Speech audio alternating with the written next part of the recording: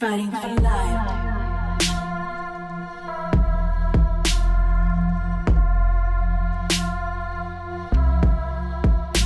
Fighting for life.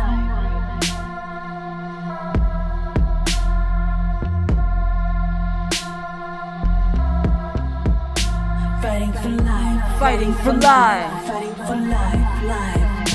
Fighting for life. Fighting for life. Fighting for life. Life. Living in a context where we appreciate breath, never know how many we have left. Oppressor, heavy on our chest in a state of combat like, who's next? Yeah girl, I feel your stress, exhaustion and rage I bet. But if we flip it, live for the fight, cause we're born into black and indigenous rights. Women raise a revolution on the front line, mamas and babies yelling out the battle cries. Me I'll send be Batista win from the second that life begins. Dark and light, connect within, far beyond what we're imagining. The next generation, safer, freer, able to live the way they want and just be here. And when I say just be, without shame or envy, without systemic oppression, without fear and aggression, born into the right to exist, not to have to fight to exist. The whole world needs a paradigm shift. She will be next, and that's the truth of it.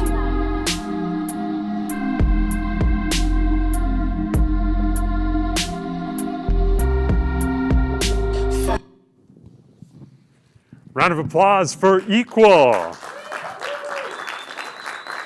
Equal's in the house tonight, and we are here for the last Sunday, Season 4, Episode 4. And the round of applause you did hear was from our artists who are here to perform tonight, and they have very big hands, which was why it was a great round of applause.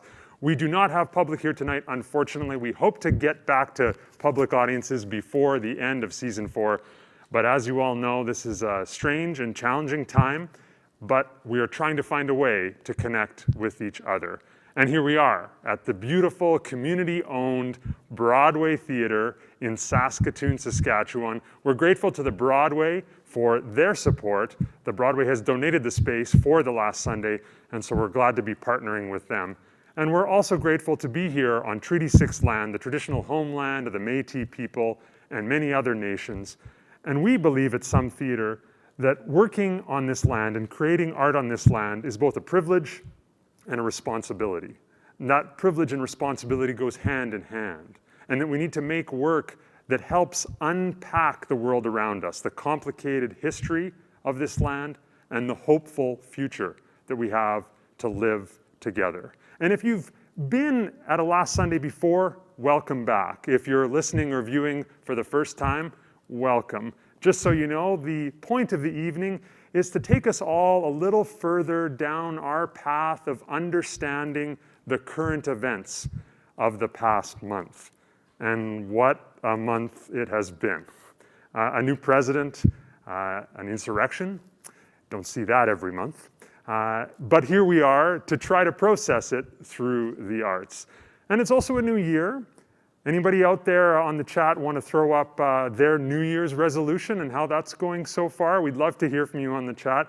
New Year's resolutions are a bit funny, I know, for some people, but for me, I try to do something every year. This year it was to try to learn a little of a second language. So I'm studying French using the app Duolingo. Has anyone ever used Duolingo? Some of our artists here have used Duolingo. On the chat, if you've used Duolingo, tell us what you're learning. But Duolingo, for those of you that don't know, it's an app you can use on your phone. And Duolingo, as well as being the name of the app, Duo is also a small cartoon owl with lime green feathers who encourages you as you go along learning your language by dancing and high-fiving with other cartoons. And the app is gamified, as they say, to try to motivate you to keep learning a little bit of French every day because this little owl is cheering you on. And as I started at the beginning of January with Duolingo, I kind of thought, this is great. Like, I'm really feeling into this every day when I study my 5 minutes of French. I get a little dance or a high five. And then I started to realize that gamified actually means emotional manipulation. Because it wasn't too long before life happened, and a few weeks in, I miss a day, and And Duo's kind of there saying, I hope you'll study today. I hope you'll join me for some studying today. And I thought, oh, I should do my studying. But then another few days pass and I forget. And I get a notification, an email. It's Duo sending me an email saying, keep up. You got to keep up. And I think, well, that's nice encouragement. But life happens again, and I miss another few days. And then I get another email saying, looks like these notifications aren't working. And I thought, that's the most sort of passive-aggressive that a cartoon character has ever been to me, reminding me of some very unhealthy relationships in my past. And life happens, though. You do a few days of language learning, and then it kind of erupts all over again. And Duo gets a friend of his, another cartoon, to send me an email with a graphic of Duo crying, saying, you're making Duo sad. And so to anyone out there who's at the beginning of their Duolingo journey, I don't mean to rain on your parade, but do be careful, because it can be a bit of a tense relationship with that little lime green owl. That's not to say that it won't work for you. Good luck. I'll keep trying, and I hope you will too. And we are also wanting to acknowledge that we have our partners live from their own homes this month. We do try to find a way to connect with people. We've got Judy in Regina, Gordon in Swift Current. We've got Spark Theatre in Prince Albert, and Donna Chalice live from the Battlefords. Let's just say hi to everyone. And if you have some art in your home that you want to talk about, no reason why we're the only ones with art. Judy, what's on your mind tonight? I'm sitting in front of, I guess this way, sitting in front of a Christmas present from my 13-year-old nephew, who designed this picture frame out of a bunch of like cutout creatures with a framed picture of his family. And that was my Christmas present. He's a real budding artist, my nephew. Fantastic. Some new art made by a 13-year-old family member. Can't go wrong with a picture of your family. Spark Theatre in Prince Albert, how are you doing this month, Spark Theatre? We're doing pretty good out here. We've got a couple pieces back here. I don't know if you can see them very well. Hold them up for us. What do you have for art there? Is that Jared? Jared Meyer? We've got a crow on a potato, on a rock, on a piece of wood. It's very heavy, it's brass. It's a Joe Fafard. A Joe Fafard, live from PA, a crow on a potato on a rock on a piece of wood. It's a beautiful piece, and looks like another creation right beside you there. Yep, that's a local artist. His name's Jared. And that's all out of motorcycle and engine parts. A motorcycle and engine part robot in PA. Yeah. Thanks, Spark Theatre, for showing us that art. And of course, all of these art in the home conversations were sparked by Donna Chalice's painting from her studio in Battleford at the Battlefords Community Players. Donna, are you going to show off that painting again, or do you have something else art-wise to show us this month? That painting is at the other building, but I do have a unique picture, photo taken by a local fella behind me on the wall. And it's when there was only one bridge going across the Saskatchewan River here in North Battleford. PA would like to know we now have two, I'm sure. But It's a beautiful photo of one bridge. For those listening after the fact on the podcast, Donna, can you just describe for us that photo, what it looks like? which the one here? Yeah. Or the This okay, one. It's a picture from Battleford over into North Battleford, and it just shows the line of traffic on what used to be just one bridge. Back in the Now one bridge days. Excellent. Yeah. Thanks for sharing that with us. And Gordon, thanks for joining us from Swift Current live this month. We're glad to have you from the Lyric Theatre in Swift Current, but of course from your home today. How are you today?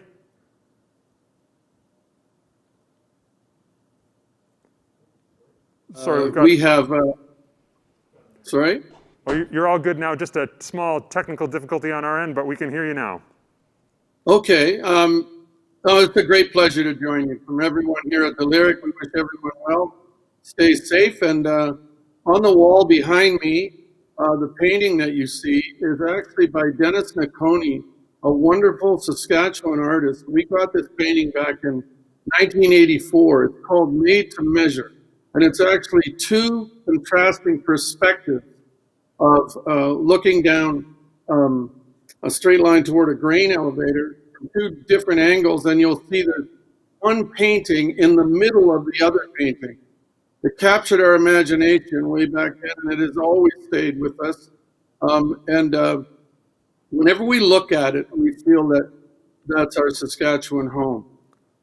Fantastic. Thanks, Gordon. And we'll check in with you later because it's our pleasure to have you live on the broadcast for the first time. But from Joe Fafard's Crow on a Potato on a Rock to the bridge in Battleford, two pieces of art together, and a 13-year-old Christmas present from your nephew. Got a lot of art in the homes around our partner locations. We're grateful to be partnering with Spark Theatre, Some Theatre Regina, the Battlefords Community Players, and the Lyric Theatre this season. How about a round of applause from our artists in-house for those companies across the province? Before we bring our ranter up to the stage to do a little bit of a rant this evening, we would like to remind people that we do have Crystal monitoring our chat. So if you've got a question or a contribution anytime throughout the program tonight, please feel free to comment on the chat. We always love hearing, at the very least, who's watching and where you're watching from. We want to know you and engage with you as we participate in this program. And now up for the evening's rant, we have Saskatchewan's 2021 Youth Poet Laureate, Peace Akintade. Welcome to the stage, Peace.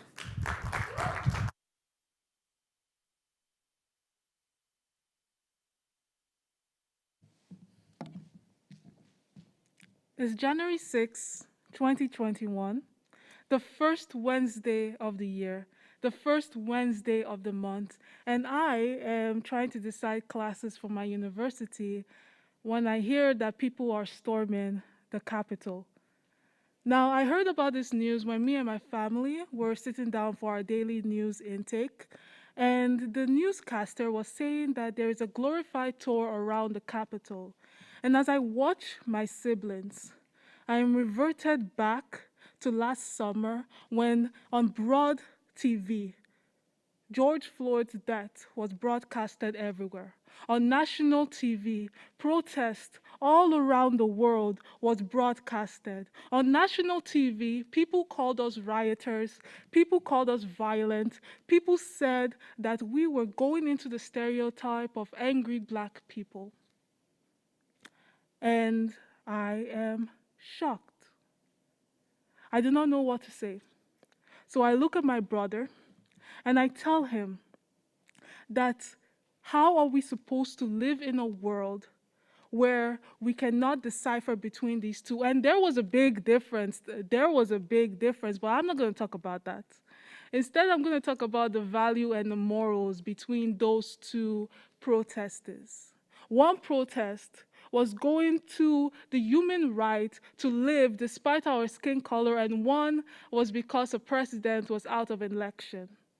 And I don't know about you, but my mom always told us to never glorify anyone, to always hold people accountable, to not worship them. So now, as a Black artist, as a Black activist, people come to me to ask about the Capitol. What are my thoughts on the Capitol? And all I can say is that I am sorry. I am sorry. I am sorry that those two protests are being compared.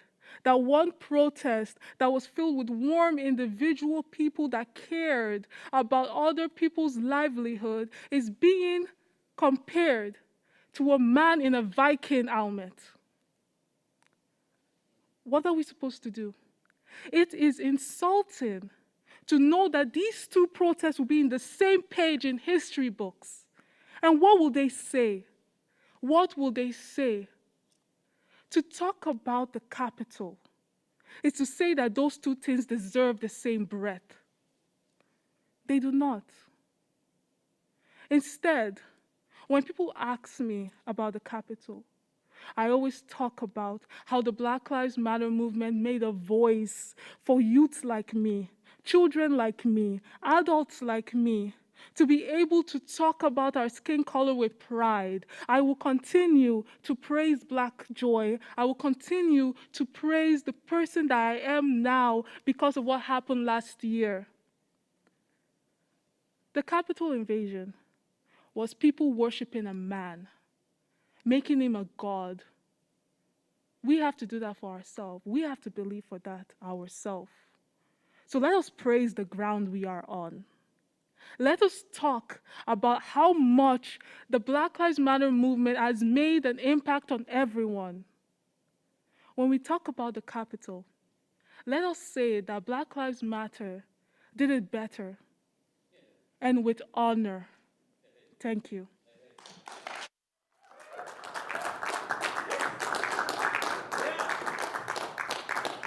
Thank you for those words, Peace. A fantastic rant. We would like to make sure that we acknowledge in front of everyone that these masks we're wearing are very clear. So people at home, just so you know we're being safe, I'll turn sideways here. All our performers this evening, live from the Broadway, are wearing a plastic mask in front of their face so we can do our art in a safe way. We'd also like to acknowledge the people that make this night possible. Some theater could not create The Last Sunday and the other artistic programs that we create without the generous support of our major funders, the Canada Council for the Arts, SaskArts, the City of Saskatoon, and for this particular program, Dr. David Edney. Dr. David Edney saw the value of live streaming The Last Sunday to communities around this province and creating a more connected theater community in Saskatchewan. So to those people we see, and those organizations, we say a heartfelt thank you. Thank you very much for your support. We could not do it without you. And live off the chat just now, I heard from Crystal that we have some people talking about their New Year's resolutions. We have Carla from Christopher Lake saying she resolves to read and write more. Couldn't ask for a better resolution than that. So chime in the chat if you'd like to share your New Year's resolution. And now let's bring out Equal. Equal, love to hear what your resolution is. Do you do the New Year's resolution thing at all? Oh my gosh, not really. Okay. Survive. I don't know. That's a fair resolution. Yeah. What's on your mind this month? Well, just in following with what Peace was ranting about, that's sort of what the first track that I did was based on that, the reaction that I know Indigenous and Black people had with the storming of the Capitol and just the different reactions around that, and the fact that injustice didn't stop with COVID or doesn't stop with, you know, Trump in and out of office. It's still happening every day. Yeah. Yeah. And just, you know, losing so many people. I've lost so much family and just people, and it doesn't seem to stop. So the other pieces that I'm doing are sort of reflecting that too. Just that, you know, we hear that we're all in this together, and we have to really remember that compassion and kindness is like the bottom line right now. Well said. Yeah. Well definitely. said. How do you keep going? You know, a lot of my friends who are artists feel that there's a burden on them, a weight on them. How do you keep going in these times when you're dealing with these heavy topics? I don't know. You know, I've always done my art maybe the same way you do, but it's always been a reactionary thing. You know, you hear something, you learn something, it's like, okay, I gotta talk about that. I gotta talk back. So it's kind of like it's been this natural creative wave that has happened throughout, you know, the last year and a half or so. And yeah, it's always been, it doesn't really feel like that much of a burden. In fact, it's kind of an escape. Escape, nice, yeah. A creative and wave. Actually just being on stage right now is like, whoa, this is kind of cool. We're glad you're here with us. And you have, a creative wave of escape. I like that, I like that. What's the next track you're gonna play for us, and what is it responding to? Yeah, so that's sort of what I mentioned there. It's called Southern Sunset, and it's all about, you know, remembering the people that we lose, and also coming together in a compassionate way to sort of move forward. And it's timely, and I thought about it for this month because, you know, our numbers have just skyrocketed, and everybody's scared, and we're talking to kids, and we're all trying to figure it out. So this is a bit of I guess a feel-good sort of track, but also that we're all struggling with mental health stuff right now too, and this is sort of one of those, like, I hear ya and I'm with ya, and let's get through this. Wow, well said, well said. Southern Sunset? Southern Sunset. Southern Sunset, and where can we hear more or find out more about Your Music Equal after the program? Spotify, Apple Music. If you Google, I'm on all the streaming. Haven't really recorded anything lately because I can't, but we'll get there eventually. Awesome, but you've got lots of stuff up there. Yeah, lots of stuff to check out on those streaming sites. We'll make sure we post links after the fact, but here's Southern Sunset by Equal. Give it up for Equal.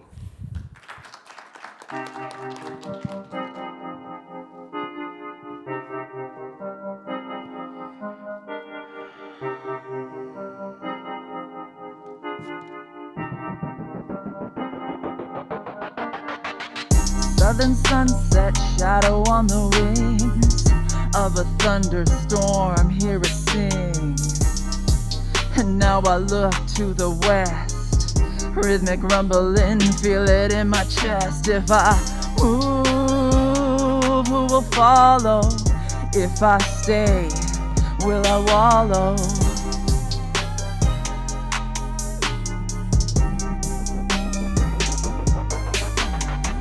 I held it in my hands, so delicate. Ran it through my fingers just for the hell of it. Quiet my breath as I wait forever. There's no telling, but we're in this together. I'ma ride till the wheels fall off, and when they fall off, then we'll have to stop. But if we stop, that's not the last of it. And if it lasts that long, it'll be classic.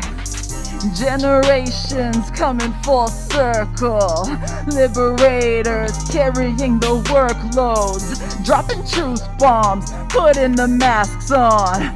Are we all in? Don't even ask us. Fall in line and move towards the hush of thousands of spirits backing us. Southern sunset, shadow on the wings of a thunderstorm, hear it sing. And now I look to the west, rhythmic rumbling, feel it in my chest. If I move, who will follow?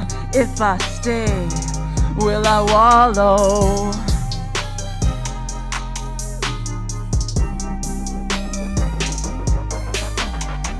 I told myself it's okay to feel weak, 'cause there's no knowing what lies in the deep. Some are gifted, but never open theirs, and some use and abuse theirs beyond repair. And some seem to find it in the strangest ways, like begging for a piece and throwing it away. Propped on a pedestal, guns in the air, are buried in the mundane and trying not to care. I told myself it's okay to fail, 'cause there's no knowing when this rain will turn to hail. Trust your instincts, put that tobacco down, and when the storm clears you can listen to the sounds of thousands and thousands of spirits backing us. Like a southern sunset, shadow on the wings of a thunderstorm, hear it sing. And now I look to the west, rhythmic rumbling, feel it in my chest. If I move, who will follow? If I stay, will I wallow? Today's weight, pushing past the tomorrows. Today's weight, pushing past the tomorrows.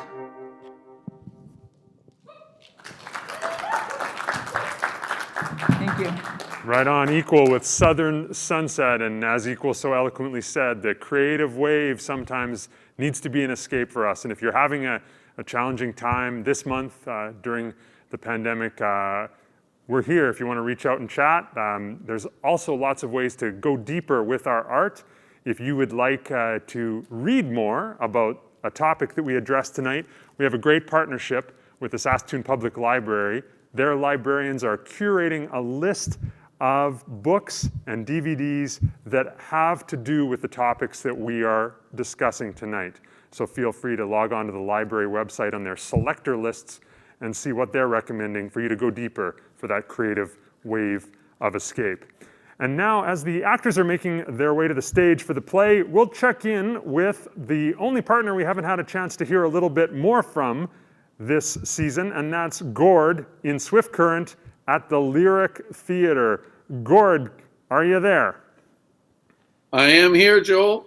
Awesome. It's great that you can join us, of course, safely from your home this evening. Can you tell us just a little bit about what the Lyric Theatre's been doing during the pandemic?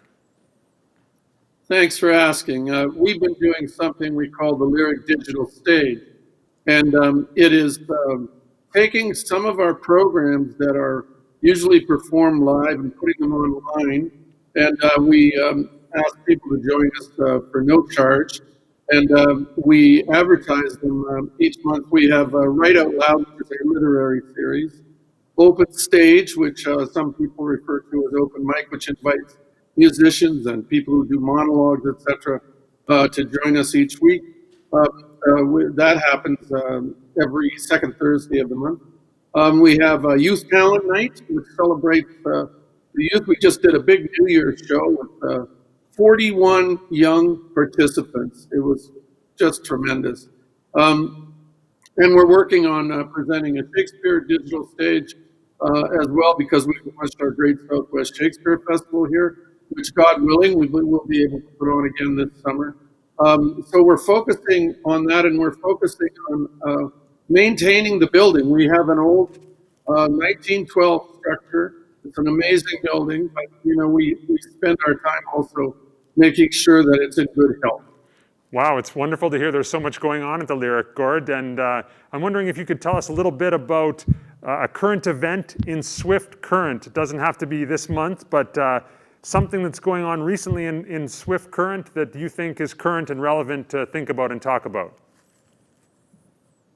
Well, I think I understand that maybe tomorrow there will be 900 doses of vaccine, and Swift Current, along with many other communities in the province, their frontline health workers will receive that vaccine. It seems we've been waiting a long time for it, but here it is, and that's step one in getting vaccines to other people in our province. So we're pretty excited about that, and we want to celebrate that moment.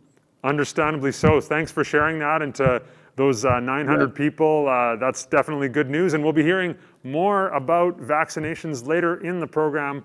We have someone very knowledgeable in that area to talk about that during our hot seat interview. Gord, it's great to check in with you this month. We hope to join you again, and we do look forward to the day when we can have people in the Lyric Theatre in that beautiful 1912 building joining us via the live stream and performing some art for us for the last Sunday. You bet.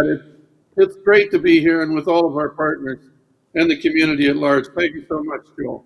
Thanks so much, Gord. And if you are listening to the podcast or watching us live tonight and you have a rant or a piece of music or a play that you want to write, please get in touch with us either via the chat or via our website, sometheatre.com. We're always looking to build new relationships with artists across the province. So we want to hear from you. And now I'd like the actors to join me on the stage and read for us what could quite possibly be the newest play in the world. They just rehearsed this an hour ago, and we at Some Theatre every month work together with Hardly Art Theatre, our partners for the new 10-minute play, and commission a Saskatchewan playwright to respond to the current events of the month.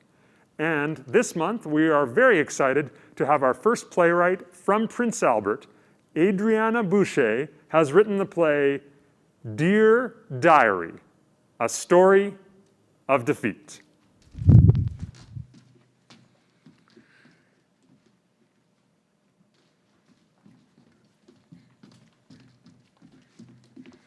Mr. President, have you turned into your former house yet today? Well, you know I've avoided that for my own peace of mind. Sir, the United States is on the verge of imploding. Yes, I know. It's why I'm not looking. Sir, I hate to push the issue, but I think you must. The shitstorm has reached its peak. Pardon the language. What's happened now? I don't know how it could get much worse. Well, take a look. Good God, what could have led to this? Well, it appears to be... It's that godforsaken virus, isn't it? It's driven them all mad. I'm sure that doesn't help, but it's... Turned them into a mob of desperate, raging, plague-spreading... Sir, it's not the virus. Although, yes, I'm sure this will definitely prove to be plague-spreading. It would appear that President Trump has a vast group of supporters who, fueled by his claims of fraud and stolen votes, stormed the Capitol while the election was being certified. Was anyone hurt?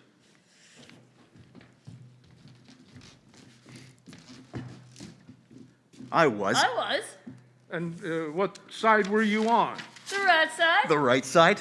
How did you get in here? Well, I just walked right in here, just like we walked right into the Capitol. The hell you did? I didn't see you doing much to stop us. How do you think I ended up dead? Please calm yourselves. There's no need for foul language. I am sorry for your violent end, both of you. Thank you. Sir, are you George Washington? I am. Wow. It's an honor to meet you, Mr. President. Thank you, sir. And you are? Officer Brian Sicknick. I was a member of the Capitol Police Force. Thank you for your service, sir. Tell me, what on earth was going on in that man's mind? Clearly he suffered from delusions, mental breakdown, or something of the like. Oh, come on, not you too. Excuse me? That man's a freaking genius and a hero. Do you even know what's happening in the world?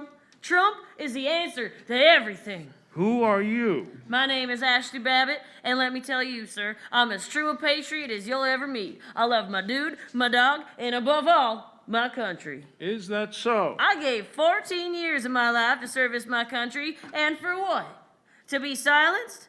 I served in Iraq and Afghanistan. I didn't survive war zones just to have fear forced down my throat about some stupid virus or to have some immigrants taking over our jobs, to live under a corrupt government full of pedophiles. Did I miss something? QAnon. Q what? Sir, if I may, taking the time to explain it would be a waste. I do believe we have nothing but time. Yes, sir, of course. Well, QAnon. We are patriots who love our country. They believe that the government is full of traitors. Mr. President, let me tell you something, okay? You'd be absolutely disgusted if you knew what the government of your United States looked like now. You mean President Trump? God, you people... No, I don't mean Trump. Trump is the true president. I mean Ocasio-Cortez, Pelosi, basically every single Democrat in that goddamn Congress. This is why I didn't think a government of opposing parties was a good idea. I did say so. You did, sir.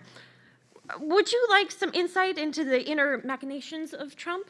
I believe I would, yes. It can be arranged. He used a strange book called Twitter until recently when they shut down his account. They took away his Twitter account? How dare they? The president would use Twitter That's taking away his free speech. The president would... They can't do that. Excuse me. I was speaking. Until recently, the president used Twitter to record his innermost thoughts and feelings and to lash out in anger against various people and organizations, as this Twitter was accessible globally. He's not allowed to write in his book anymore, and I do believe now he's writing in a diary he was given for his 10th birthday. Dear Diary. Is this him? Yes, sir. Twitter banned me. Can you believe it? I have freedom of speech. It's one of the amendments. I don't know which one, but I'm sure it's there. It's there in the Constitution of this great nation. How many characters is that? I need someone to count characters for me. Melania! Melania! Damn it. When I launch my own platform, there's not going to be any character limits. No character limit. It's going to be the best platform out there. The best. Where was I? Vlad says it's wrong of them to ban me, and I believe him. He's a good guy. Maybe I'll move to Russia. He refers to Vladimir Putin, the president of Russia. I'm not going to Joe's inauguration. Is that how you spell inauguration? Huh. It doesn't matter. No one can make me go. No one's gonna make me. Maybe instead I'll announce that I'm running again in 2024. Steal some of his press.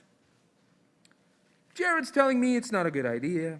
Ivanka said it's not a good idea. My press secretary, well, he quit. But I know he'd say it's not a good idea. You know what? I think I'm gonna go golfing instead.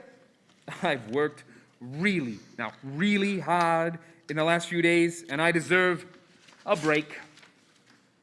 Hardest working president in history. This is the president of my country. He's out now. Thank God. What a disgrace. You know, it's a disgrace how those patriots were villainized. He's a disgrace to the position of president. A complete disgrace. And all it stands for. You know what else is a disgrace? I'll tell you what, the whole United States Congress. How on earth did they allow things to get so bad? They don't care about the American people. Aren't they a democracy? Where's their loyalty? I set a fine example of how to step aside with dignity when it's time to move on. You did, sir.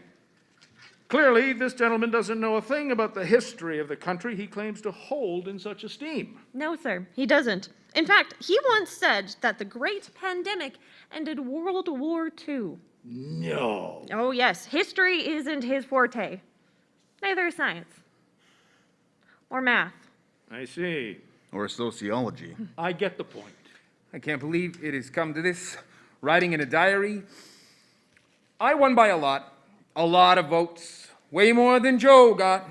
I should still be the president of the United States, of this great nation, of America. I should still get to use the POTUS Twitter account.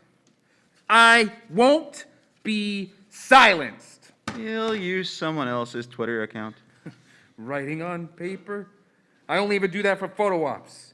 Sign my name on whatever thing they give me to sign.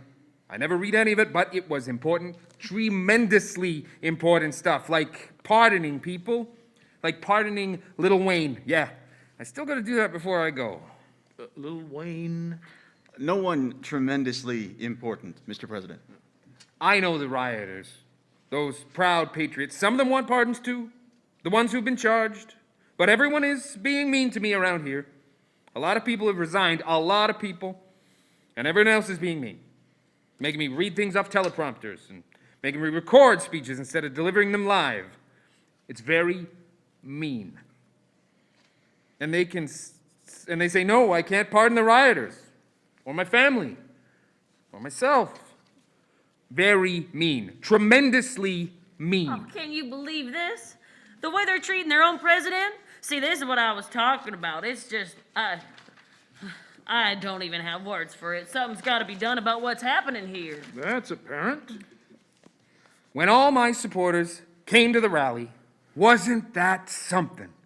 Everyone will remember January 6th. That was a momentous day, a historical day, probably the most historical day in history. There were hundreds of thousands of them from all over this country, tens of thousands, so many, a lot of people, a lot of good people. The Proud Boys, they may do some stuff that other people don't like, but they're okay in my books. The KKK, we can't judge a book by their cover. Wait a minute. Was this man complicit in the revolt against the Capitol? It would appear so, sir. He was speaking up for what was right. He told his supporters to march on the Capitol. For what reason? He feels he shouldn't have lost the election. There's no way Biden got that many votes. Like, hell, it is a conspiracy. He told all of you to march in the Capitol, and then he hid in the White House. All hell broke loose, and he just let it happen. He didn't call the National Guard. We weren't prepared whatsoever for that sort of attack. It wasn't an attack. It was a revolution. One that you people met with violence. I was shot by police. You were climbing in a window that someone else busted in to trespass inside the Capitol. You call that a revolution? If I may, madam, I can tell you a thing or two about revolution. You call yourself a patriot, but do you even know what the word means? It means I love my country and my president. The American people are tremendously important. We have the best people in America, the very best, the most patriotic, and I'm the best president they ever saw. In fact, we all know all those people, those thousands of people who stormed the Capitol, they know I should still be president. I stand behind our patriots like Ashley Babbitt 100%. He doesn't know what it means either. The president knows my name. This is amazing. In my day, patriotism meant standing up for liberty, for the well-being of all people. Attacking the Capitol at the command of a narcissist who can't accept defeat with grace does not make you a patriot, no matter if that man is president. A patriot stands against political corruption. That man right there is the very picture of everything you, as a self-claimed patriot, should be against. But I'm going to say that violence is wrong. I got to say that. Violence is never the answer. I do feel bad about the people that died. I feel bad that they were unsuccessful in stopping the steal. Now he says violence is wrong, after I was beaten with a fire extinguisher. I can't believe I'm hearing this. Don't worry, sir. He's being impeached for incitement of insurrection. What? That's great! Oh, you gotta be kidding me. Those arrogant, low-life, lazy cowards impeaching him a second time? For what? For what? For standing up for this country? I'm telling you, there's corruption everywhere.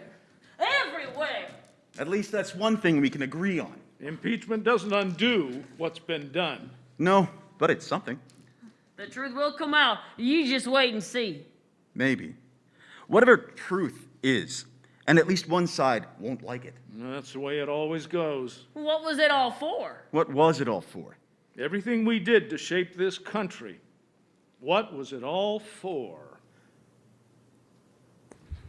Round of applause for Dear Diary, A Story of Defeat by playwright Adriana Boucher. And a special thanks to our actors this evening, Ken McLeod, Dakota Ray Hebert, Christopher Krugiron, Johanna Arnott, and Kent Allen.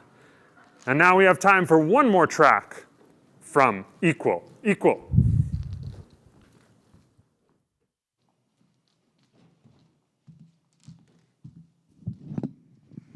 Hello, hello. So this last track I'm going to do is a little lighter. A word we have in our Nehiyaw Cree language is sagitoin, and that means love. So that means the embodiment of love, however you feel that and know that to be. So this song is all about love. Would you?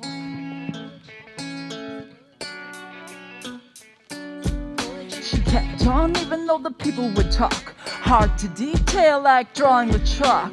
Nothing handed to her when it came to opportunity. Used and abused, but she still came through it. Immune to the struggle that brought her family down. Damaged expectations just laying around. She picked up the pieces wherever they'd fall. This world razor sharp, her commitment stayed tall. I wonder what moved her, the shadow of memory that kept her from blocking off the world like an enemy. Nothing comes easy, nothing is free, except for the choice to have peace internally. And I know that she's powerful, a beacon for the masses to quit the excuses and get off your victims of circumstance, given bad directions. This is for the people who become the exception. Victims of circumstance, given bad direction. This is for the people who become the exceptions. And it's all love. Would you love yourselves, love one another, love yourselves. Love yourselves, love one another, love yourselves. Love yourself, love one another, love yourselves. Come on, love yourselves, love one another. Would you do me a favor and look in the mirror? Past the shame, the guilt, the fear. See that you exist, I mean you're still here. Past the trauma, the pain, the tears. There aren't the right words to sell the stories in your skin. They wouldn't believe it anyway, the chaos within. And just for a moment, look into those brown eyes, the ones that generations fought to keep alive. And when you smile, they sparkle spirits dancing. And more than anything, they want to see you laughing. Now take both hands and hold back your hair. Your creation, in essence, don't try to compare. The self-blame lets the monsters prey on the helpless. Take back your power, it's not anyone else's. Watch your mouth say I'm beautiful, I'm powerful, I'm loved. Mean it more than anything you've ever been capable of. Love yourselves, love one another, love yourselves. Love yourselves, love one another, love yourselves. You gotta love yourselves, love one another, love yourselves. Come on, love yourselves, love one another, love yourselves. On this last Sunday, we gotta love ourselves a little bit more. Cause we can make it better when we love ourselves, love one another. Compassion, kindness, Sagita win. We design it the way that we want to and the way that we have to. We gotta love ourselves. Thank you so much, I'm Equal. Peace.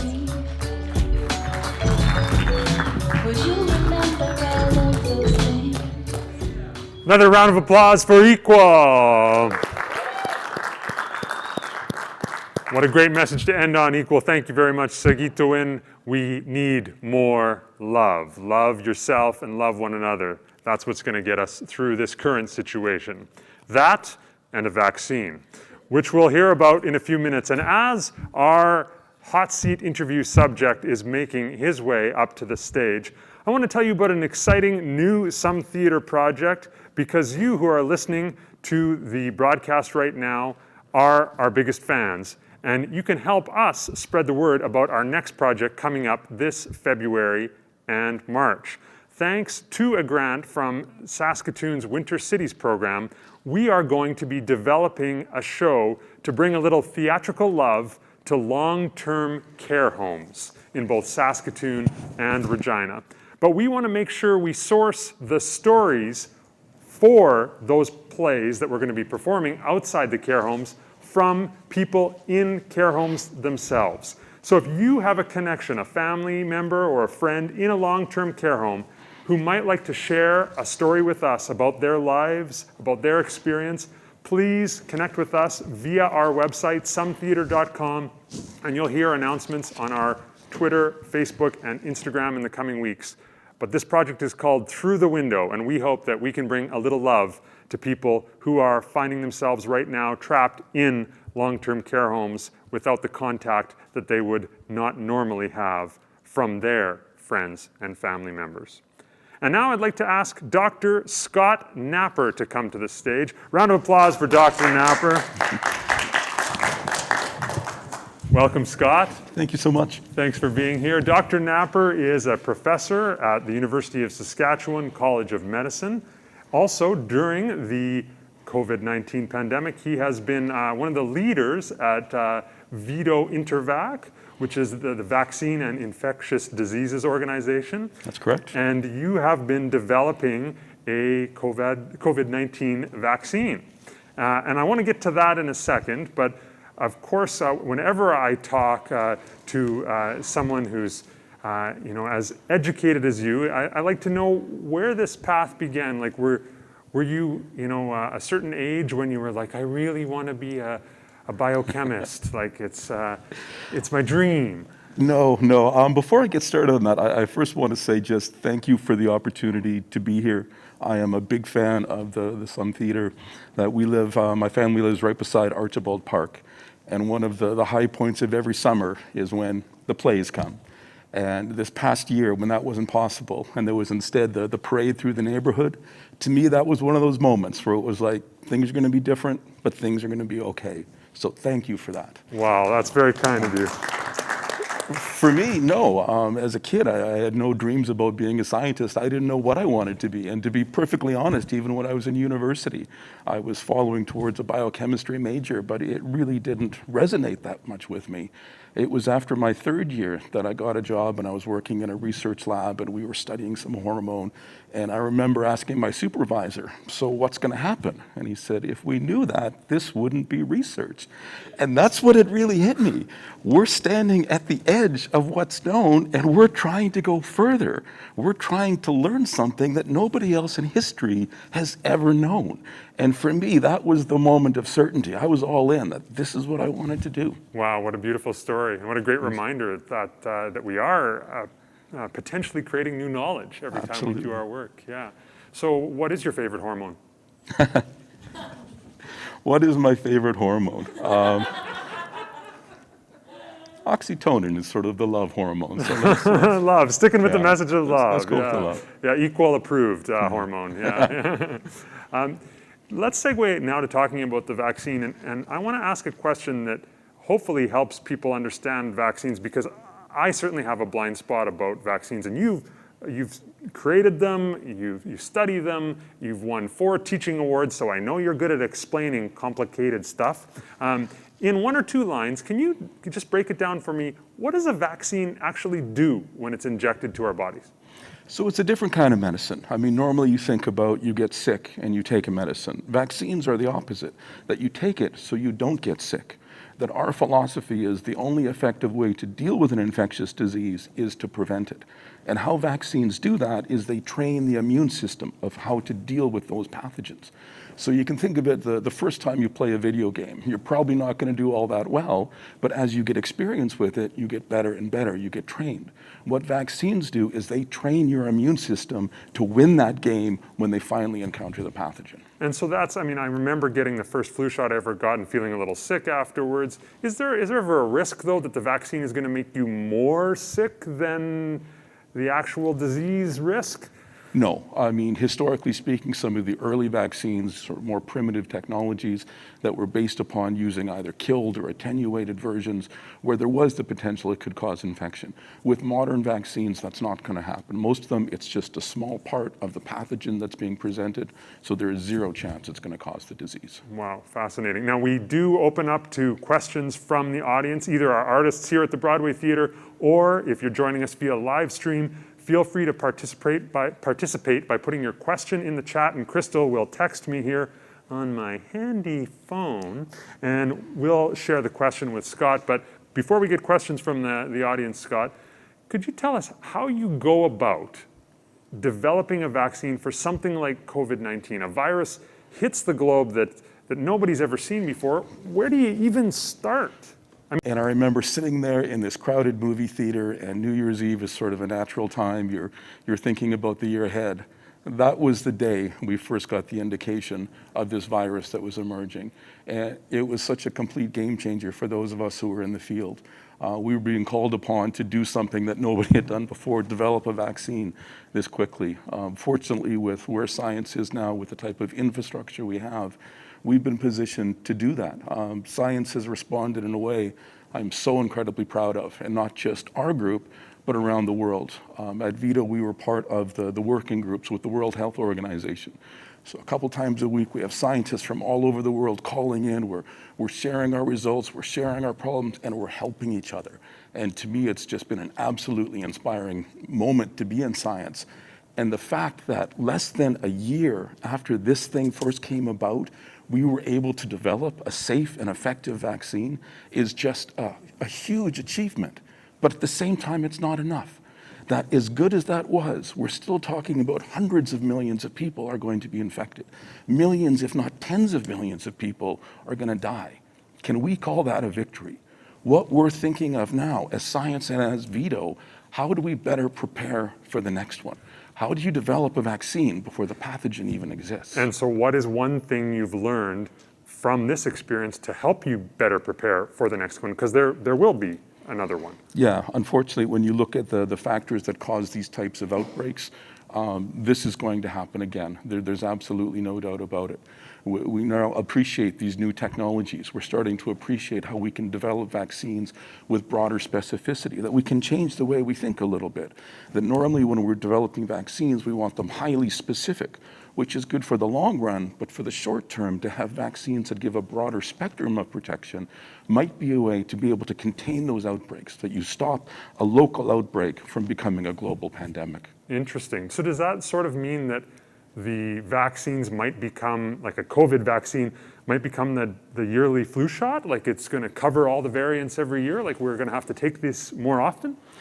Ideally, what you would have is a vaccine that might be effective against any type of coronavirus. So we have COVID-19 as an example of that, SARS was another example, MERS is another example. And you would have those just in the waiting, so that if you had these indications that an outbreak was occurring, you could go in and you could vaccinate the surrounding area, that you could help contain it, to give us enough time to develop the more specific vaccines. So sort of this two-phased approach. Wow, that's fascinating. A question from the chat, if I may, Scott.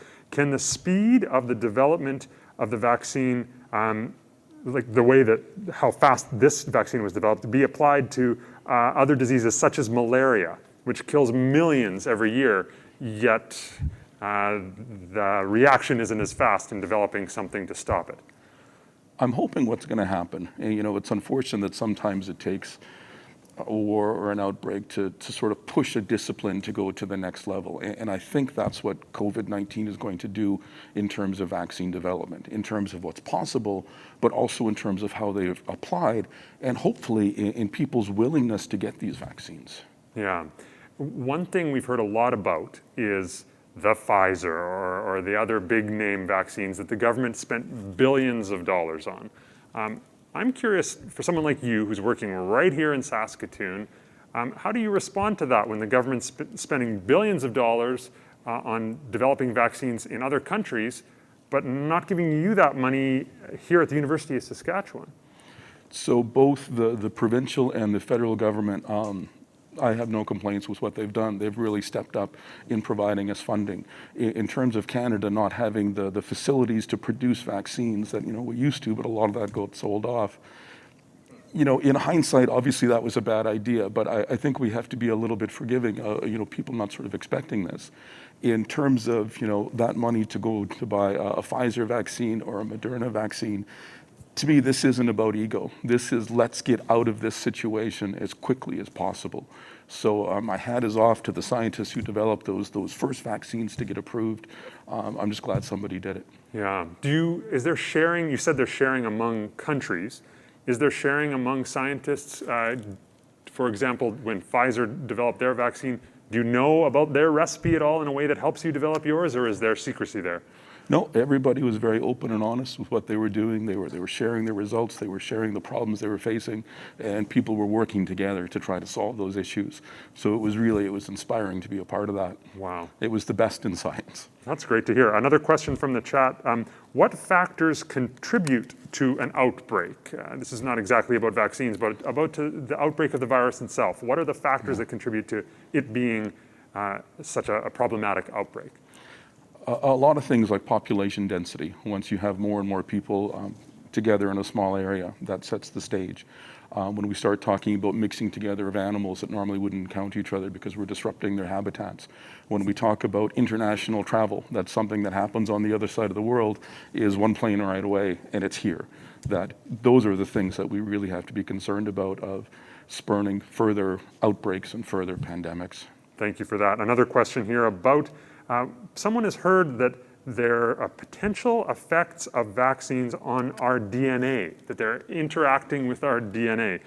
Can you unpack that? Is there truth to that, or what's the relationship between what's being shot into our arm and our DNA? So the vaccines that have been approved for use in Canada so far, they're a different technology, that they are messenger RNA vaccines. So what's in the vaccine is essentially the blueprint of how to make the protein that your immune system is going to respond to. Whereas with older school vaccines, we'd be putting the protein in. So we put in the blueprint, and then our cells make the protein and our immune system responds to it. So the idea that there's going to be genetic material that's going to be going into your body, people might get concerned that that's going to screw up my DNA. last time you ate, you were taking genetic material into your body. You don't know what I ate.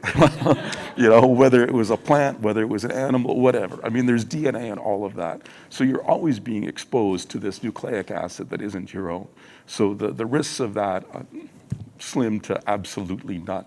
I can see why he won 4 teaching awards. Like, I'm actually understanding science right now. We've got time for a few more questions. If you're on the chat and you have questions, if you're an artist here at the Broadway, feel free to put up your hands if you have a question. One thing I'm curious about is how come once the recipe is discovered, because I understand that's the hard part, how come it takes so long to make all these batches? Because we're hearing a lot about delays. Can you enlighten me a little bit about that? So I was just admiring your shirt, and that's a great shirt, and I'm sure someone put a lot of work into it. Imagine you have to make 8 billion of those, that the resources just aren't in place, that you have to build all of that up. It takes a lot of work to do it. So it's just the scale of what needs to be done that's such a daunting task. And there too, I mean, you're going to have these hiccups, you're going to have these delays, but there's every reason to be optimistic that, you know, there is light at the end of the tunnel now, that these vaccines will be coming. Every indication they're going to be safe and effective. But we have to be a little bit patient in, we haven't done anything like this on this scale this quickly before. Yes, and speaking of safe and effective, I understand that the vaccine you're developing right here in Saskatoon is now ready to enter trials? Yes, so ours has been approved for clinical trials. So just this week, it's now being injected into human beings, and we're watching to make sure it's absolutely safe, and that is a huge step forward to getting our vaccine approved, and I have no doubt it's obviously not going to be just one vaccine that gets out of this, that there's going to be a place for our vaccine to help us out of this pandemic. And it's something we did right here in Saskatchewan. It's something to be proud of. Now, I know from the movie Contagion that the scientist developing that vaccine in that movie injected herself with it to try it out. Have you injected yourself with your vaccine yet? No, I haven't, but I certainly would. I have absolutely every faith in it. And believe me, it's tempting at times, but you have to play within the rules of doing the right things to ensure that it's completely safe. And what are the next steps then? How many people have to go through the trials? What results have to be seen in order for this Made in Saskatchewan vaccine to happen? So we have to go through, we're doing it's called a phase 1 and 2 trial, clinical trial, and that's where we're just looking at the safety. So we start with a small group of healthy people, then we expand it out, we start to look at different age demographics to make sure it's okay there. Assuming every indication that it's safe, then we go into phase 3, actually looking at how effective it is in preventing disease. Assuming everything checks out there, within a year we should have a vaccine ready to go into people. And are these people that are participating in the trial all here in Saskatoon as well? No, this is actually happening in Eastern Canada is where the trial is being done. Okay. And it's one of the things you like to do as well, that you're not testing your own vaccine, that you're giving it to an independent body to do it. So obviously there's no bias or influence by us. Right, right. One more question from the chat. Is it possible for the blueprint you talked about not to work on some people? Yes, absolutely. You know, when we're talking about vaccines, it's not going to work in 100% of people. And to say it doesn't work, I mean, there's going to be different degrees of efficacy. And one of the things to appreciate, you know, we're all different. So you're going to get sort of different degrees to which it's going to work. But when we think about vaccines, it's better not to think about it as what it's doing for an individual, but what it's doing for a population. So even if one person isn't able to get the vaccine for whatever reason, or even if the vaccine isn't as effective for that individual, as long as enough people are getting it and it's doing what it's meant to be doing in them, they're still protected. So that's the way, by us getting vaccinated, we can help protect those people who can't get it, or maybe the vaccine doesn't work for some reason. Well said. And I'm glad you brought up the broader population, because one of the things I'm curious about, and we talked about this a couple episodes ago, was how do we make people feel okay about getting the vaccine? How do we deal with, and I'm trying to figure out a way not to put it too bluntly, but I'll just put it bluntly. Are people stupid? Like, is it hard in your line of work when you've spent your life, developing these kind of things?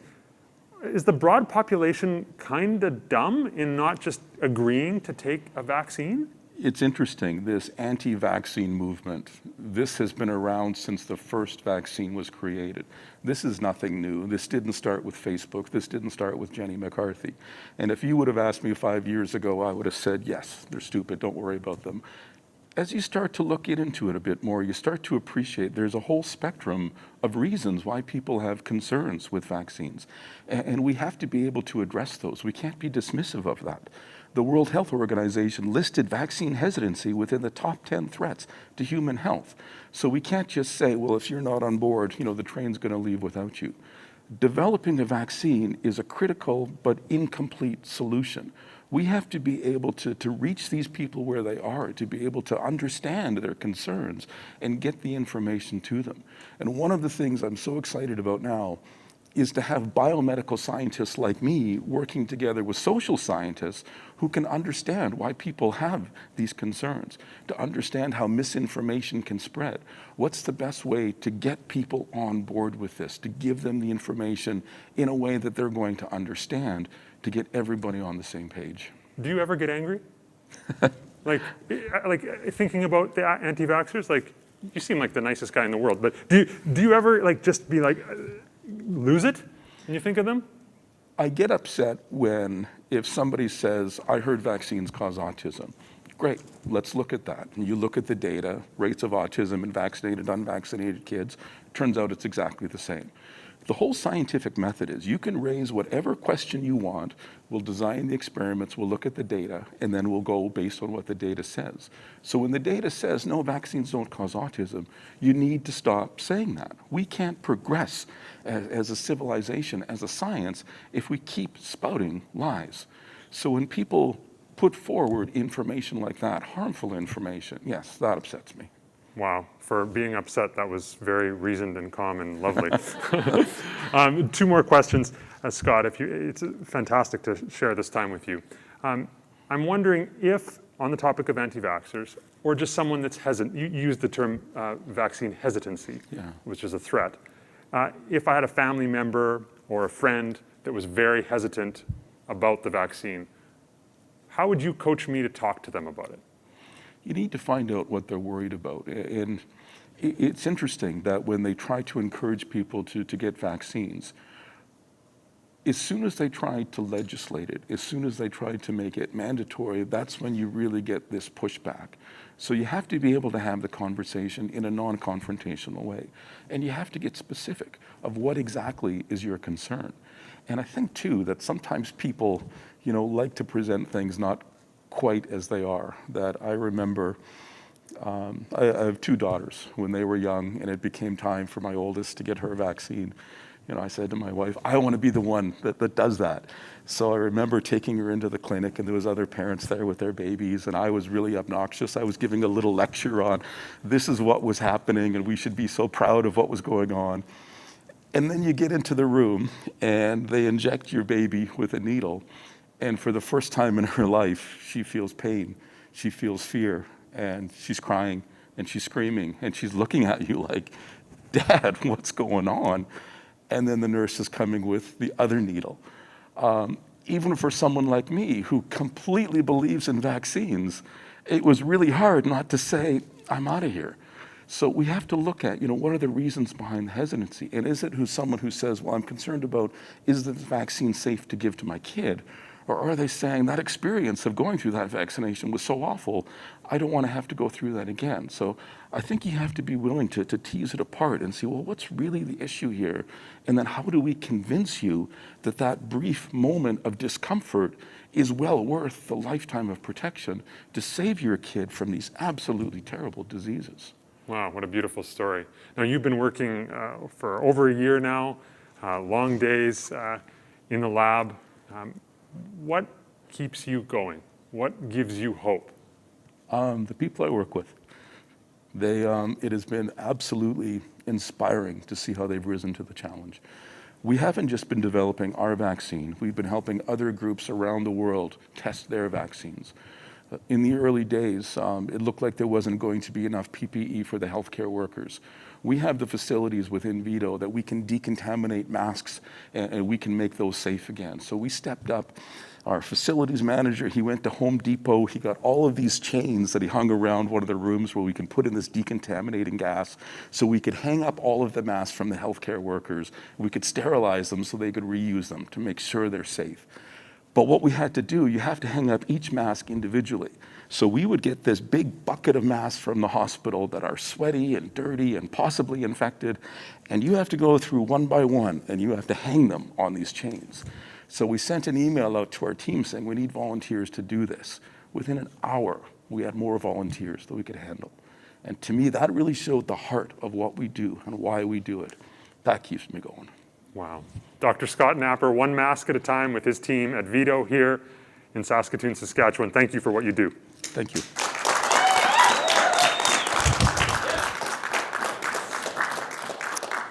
And thank you, whether you're watching from here at the Broadway Theatre, our group of artists, or whether you're watching from Regina or Prince Albert, North Battleford, Saskatoon, Swift Current, or somewhere else in the world.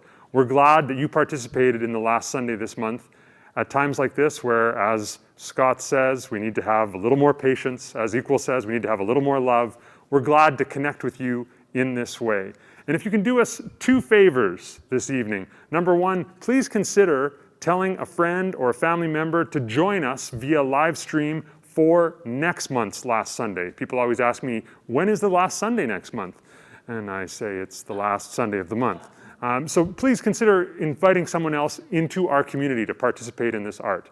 And number two, if you like what we do, remember that Some Theatre is a registered charity, and we promise to make you feel good every month when you see your credit card statement and our name on it after you've made a monthly donation pledge on our website, sometheatre.com. We want to keep our art free for everyone, and we can only do that with generous donations like you. Thanks for joining us this evening. Wherever you are, be patient, share the love, and take care of yourselves. We are Some Theatre. This is The Last Sunday.